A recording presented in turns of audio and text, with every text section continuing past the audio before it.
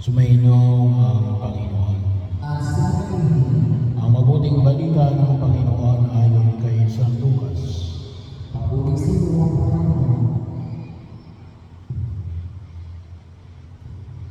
Malapit na si Jesus sa Jericho at doon may isang lalaking bulag na nakaupo sa tabi ng daan at nagpapalimos. Nagmarinig nitong nagdaraan ng maraming tao, itinanong niya kung ano ang nangyayari. Nagdaraan si Jesus sa taga Nazaret, sabi nila.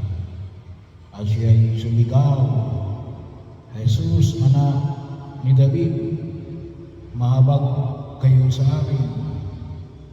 Sinaway siya ng mga nasa unahan.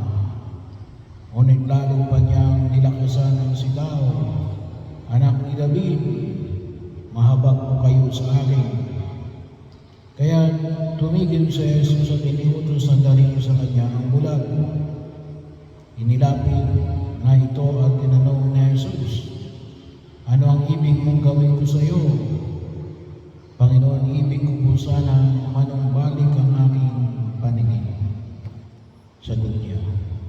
At sinabi ni Jesus, mangyari ang ibig mo, pinagaling ka dahil sa iyong pananalig.